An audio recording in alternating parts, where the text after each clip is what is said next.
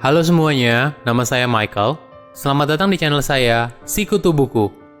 Kali ini saya akan bahas buku Sapiens karya Yuval Noah Harari. Buku ini ditulis oleh seorang sejarawan terkenal yang berusaha meningkatkan pemahaman kita tentang apa artinya menjadi seorang manusia. Di buku ini, Yuval menjelaskan bahwa kita bukan satu-satunya spesies manusia di bumi. Kita merupakan kategori manusia bijaksana atau dikenal dengan Homo sapiens. Spesies ini yang berhasil berevolusi dan akhirnya menjadi makhluk paling superior di bumi. Hal lain yang menarik yaitu bagaimana Homo sapiens merupakan pembuat mitos yang menggunakan imajinasi dan bahasa untuk menciptakan dunia baru dan kemungkinan tanpa batas. Di buku ini, Yuval membagi 3 fase revolusi manusia: revolusi kognitif, revolusi agrikultur, dan revolusi saintifik. Ada beberapa hal menarik yang membuat Homo sapiens berhasil berevolusi hingga menjadi seperti sekarang. Pertama, Homo sapiens membuat mitos. Kemampuan inilah yang membedakan Homo sapiens dengan spesies lain. Jika di era 70.000 tahun lalu, banyak spesies kesulitan untuk bekerja sama dengan kelompok besar, Homo sapiens mampu menciptakan mitos kolektif. Sehingga, mereka bisa membuat kelompok lebih dari 150 orang. Berkat mitos kolektif inilah, Homo sapiens mampu mengalahkan rivalnya, yaitu Neanderthals, melawan hewan buas, dan hingga akhirnya mampu berevolusi ke era agrikultur.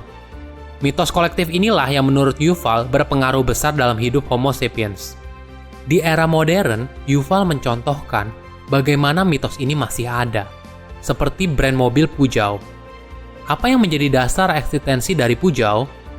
Mobil Peugeot bukanlah perusahaan Peugeot. Apabila mobil Peugeot rusak, Peugeot masih bisa membuat mobil baru lagi.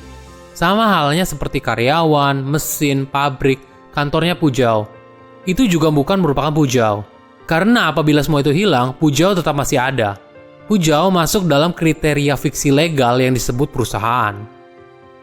Mungkin hal ini sulit dipahami. Intinya adalah, Homo sapiens mampu mempercayai sesuatu yang tidak terlihat. 2. Uang adalah penemuan yang menarik. Awalnya Homo sapiens hidup dalam kelompok-kelompok kecil. Perlahan-lahan, peradaban kecil ini makin lama makin besar, dan tentu saja semakin kompleks. Karena ada 3 faktor pemersatu: uang, kerajaan, dan agama. Uang, menurut saya, penemuan yang paling menarik. Catatan tertua soal uang adalah uang Sumeria yang berupa gandum, sekitar 3.000 tahun lalu sebelum Masehi. Jadi, surplus gandum yang dimiliki seseorang bisa digunakan untuk membeli minyak, kambing, atau apapun selain gandum. Walaupun begitu, sulit untuk membangun kepercayaan pada masa itu dengan menggunakan sistem barter. Karena pasti sangat repot buat dibawa dan juga untuk dikirim. Barulah ketika penemuan shekel perak di era Mesopotamia, ini yang kemudian menjadi terobosan terbaru soal uang, karena mudah digunakan. Nah, yang menarik adalah shekel itu nggak kayak gandum. Shekel perak itu nggak bisa dikonsumsi. Tapi karena cukup banyak orang yang percaya bahwa nilai dari shekel perak itu, kemudian membuat semua orang menggunakan shekel perak sebagai alat tukar. Penemuan uang adalah sistem terpercaya yang bisa menjembatani orang tanpa memandang apapun latar belakangnya. Bahkan, orang yang tidak kenal sekalipun bisa bekerja sama dengan baik dan mempercayai nilai dari sebuah uang. Ketiga, kedamaian dunia yang semakin awet. Di masa lalu, perang mungkin hal yang umum, tapi semakin maju sebuah peradaban, perang secara fisik pelan-pelan mulai ditinggalkan. Yuval menjelaskan, ada 2 hal yang mendasari hal tersebut. Pertama, harga sebuah perang itu semakin mahal. Dengan adanya senjata nuklir, hampir tidak mungkin membuat sebuah negara melancarkan dominasi global dengan cara perang. Senjata nuklir telah membuat perang antar negara besar menjadi bunuh diri secara kolektif. Kedua, keuntungan hasil perang semakin kecil.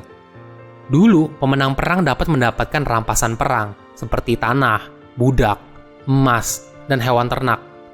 Sekarang, kekayaan sebuah negara berasal dari sumber daya manusianya, teknologi, dan struktur sosial ekonomi yang kompleks seperti bank. Kemampuan imajinasi membuat Homo sapiens mampu berevolusi dan menjadi makhluk superior di dunia. Imajinasi ini menghasilkan mitos kolektif yang membuat Homo sapiens mampu bekerja sama dalam kelompok yang besar. bahkan dengan orang asing sekalipun. Silahkan komen di kolom komentar, pelajaran apa yang kalian dapat ketika baca buku ini. Selain itu, komen juga, mau buku apa lagi yang saya review di video berikutnya. Saya undur diri, jangan lupa subscribe channel YouTube Sikutu Buku untuk versi animasinya. Bye-bye!